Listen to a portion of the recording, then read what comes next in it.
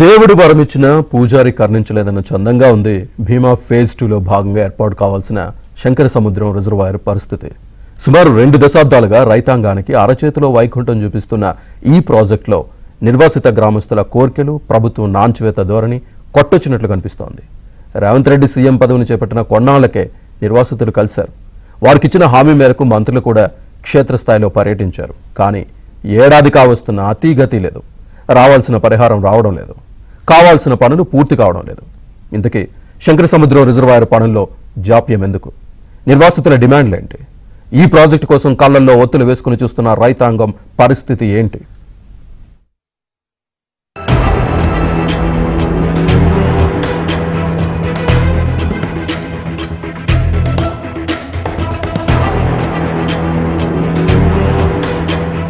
ఉమ్మడి మహబూబ్నగర్ జిల్లాలో సుమారు 200 కిలోమీటర్ల మేర పారుతున్న కృష్ణానది నుంచి సాగునీటిని తీసుకురావాలంటే ఎత్తిపోతలు మాత్రమే ఏకైక మార్గం. 20 ఏళ్ల క్రితం దాకా కేవలం జూరాల ప్రాజెక్ట్ ఆర్డీఎస్ల నుంచి 1,50,000 ఎకరాలకు సాగునీరు అందేది. కానీ 2004లో అప్పటి కాంగ్రెస్ ప్రభుత్వం ఉమ్మడి జిల్లాలను సస్యశ్యామలం చేసేందుకు జలయజ్ఞం కార్యక్రమాన్ని ప్రారంభించింది. అందులో భాగంగా కల్వకుర్తి, నెట్టెంపాడ్, కోయిల్ సాగర్, భీమా ఎత్తిపోతల పథకాలను చేపట్టింది. కాగా మిగతా ప్రాజెక్టులు దాదాపుగా పూర్తయినా భీమా ఫేజ్ 2 మాత్రం ఎక్కడ వేసిన గొంగడి అక్కడే అన్నచందంగా ఉంది.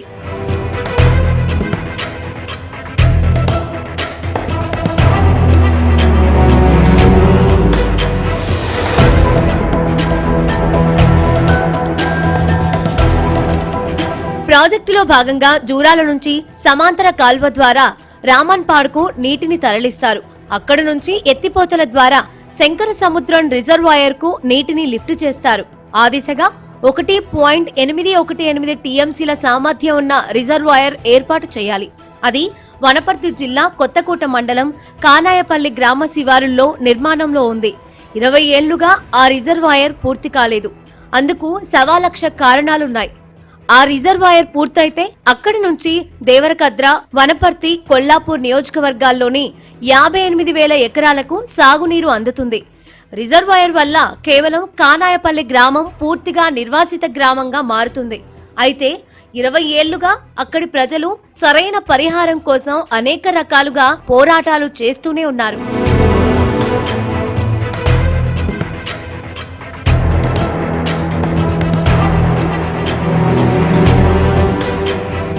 ప్రభుత్వం సేకరించిన భూములకు పరిహారం, R&Rలో భాగంగా రావాల్సిన లబ్ధి, పునరావాస కేంద్రంలో మౌలిక సదుపాయాల కల్పన, లబ్ధిదారుల ఎంపిక, 20 ఏళ్లుగా గ్రామంలో పెరుగుతున్న ప్రౌఢ జనసంఖ్య, వారికి దక్కాల్సిన లబ్ధి, ఇలా అనేక సమస్యలున్నాయి. ప్రతి ఏడు ఏదో చేస్తున్నామని ప్రభుత్వం చెప్పుకోవడం, వాటిపై నిర్వాసితుల నిరసనలు మామూలుగా మారిపోయాయి. చివరికి కొత్త ప్రభుత్వం వచ్చాక కానాయపల్లి గ్రామస్తులు కొంతమంది నేరుగా సీఎం రేవంత్ రెడ్డిని కలిశారు. తమ గ్రామానికి రావాల్సిన న్యాయమైన పరిహారం విషయంలో చొరవ తీసుకోవాలని విజ్ఞప్తి చేశారు. దాంతో గతేడాది సెప్టెంబర్లో మంత్రులు ఉత్తమ్ కుమార్ రెడ్డి, జూపల్లి కృష్ణారావు, ప్రణాళిక సంఘ రాష్ట్ర ఉపాధ్యక్షుడు చిన్నారెడ్డి, ఎమ్మెల్యేలు జిఎంఆర్, మేఘారెడ్డి తదితరులు శంకర సముద్రం జలాశయాన్ని, కానాయపల్లి గ్రామంతో పాటు పునరావాసం కోసం ఎంపిక చేసిన స్థలాన్ని పరిశీలించి పరిస్థితిని సమీక్షించారు. 75 కోట్ల రూపాయలు మంజూరు చేస్తే సమస్యలు పరిష్కారమై గ్రామం రూపురేఖలు మారడమే కాకుండా 1.818 టీఎంసీల నీటి నిల్వతో 85,000 ఎకరాలకు పైగా సాగులోకి వస్తాయని అధికారులు అంచనాలు వేశారు. దాంతో నివేదిక సిద్ధం చేసి ఇవ్వాలంటూ మంత్రి ఉత్తమ్ కుమార్ రెడ్డి ఆదేశించగా అది కూడా పూర్తయింది. కానీ తదుపరి చర్యలు ఏవీ కూడా కనిపించడం లేదు. R&R పేరుతో గ్రామంలో నిర్వహించిన సర్వేలో 1,129 కుటుంబాలను గుర్తించారు. ప్రాజెక్టు నిర్మాణం వల్ల పూర్తిగా మార్చాల్సిన కుటుంబాలు కేవలం 95 మాత్రమే కాగా పరిసర కుటుంబాలుగా 1,034ను గుర్తించారు. వీరికి పునరావాసం కల్పించాలని ప్రభుత్వం పరిహారం విడుదల చేస్తూ ఫామ్ సీలను అందించింది. ఈ క్రమంలో 2021 అక్టోబర్ నాటికి 24 కుటుంబాలు మినహా 1,010 కుటుంబాలు ఇళ్లు ఖాళీ చేసేందుకు అంగీకరిస్తూ సీ ఫారాల్ని రెవెన్యూ శాఖకు అందజేశారు.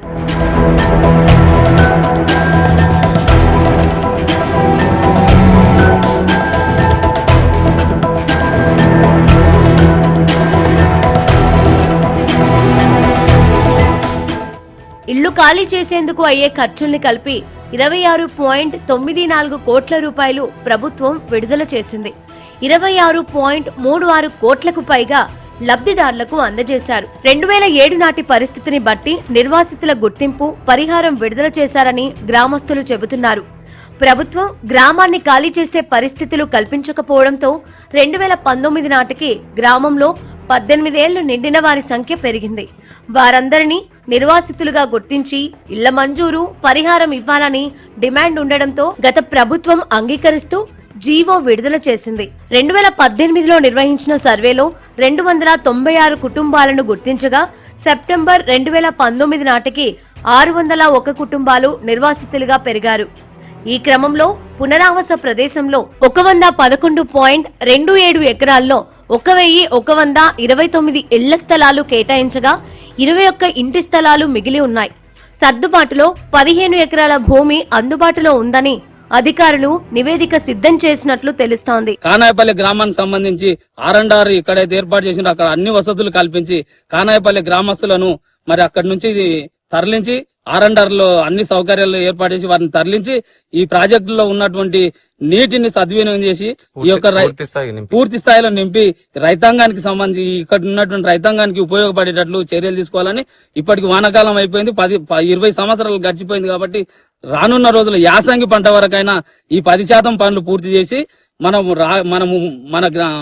మన జిల్లాకు చెందిన ముఖ్యమంత్రి ఉన్నాడు కాబట్టి ప్రత్యేకంగా రేవంత్ రెడ్డి గారిని ఈ శంకర సముద్రం రైతుల తరఫున మేము వేడుకుంటున్నాం. ఆయనను ఖచ్చితంగా ఈ యొక్క 10% పనులు పూర్తి అయ్యే విధంగా ప్రభుత్వం చర్యలు. ప్రస్తుతానికి రిజర్వాయర్ ముందు భాగం పూర్తయింది. ఆనకట్ట ఇంకా పూర్తి కావాల్సి ఉంది. అందుకు గాను గ్రామాన్ని పూర్తిగా ఖాళీ చేయించాల్సిన అవసరం ఉంది. అప్పుడు కానీ పూర్తి స్థాయి నీరు అనగా 1.818 టీఎంసీల నీటిని నిల్వ ఉంచేందుకు ఆస్కారం ఉండదు. అప్పుడు గాని సాగునీరు విడుదల చేసే అవకాశం రాదు. ఇప్పుడు రామన్పాడు నుంచి నీటిని లిఫ్ట్ చేయాల్సిన పని లేకుండానే పెద్ద స్థాయిలో వర్షాలు కురుస్తూ ఉండడంతో రిజర్వాయర్లో నీరు సమృద్ధిగా వచ్చి చేరుతోంది. కానీ ఇప్పుడు కేవలం 0.8 టీఎంసీల నీటిని మాత్రమే నిల్వ ఉంచే వీలుంది. మిగతా నీరు గేట్లెత్తి దిగువకు విడుదల చేస్తున్నారు. దాంతో ప్రాజెక్టు దేనికైతే ఉద్దేశించి నిర్మించారో ఆ సంకల్పం నెరవేరడం లేదు. కానాయపల్లి గ్రామస్తుల డిమాండ్లు వెంటనే పరిశీలించి దాన్ని పెండింగ్ ప్రాజెక్టు నుంచి రన్నింగ్ ప్రాజెక్టుగా చేయాలని మిగతా రైతాంగం డిమాండ్ చేస్తోంది. ఇంతవరకు మాకు ఏ స్కీములు వస్తలేవు, డెవలప్ అయితే లేదు. పాములు, తేళ్లు వస్తున్నాయి. మాకు అక్కడ R&Rలా 119 ఎకరాలు అని చెప్పి 111 ఎకరాలు ఇచ్చింది సార్. అవి ఇంతవరకు లేవలింగ్ లేవు.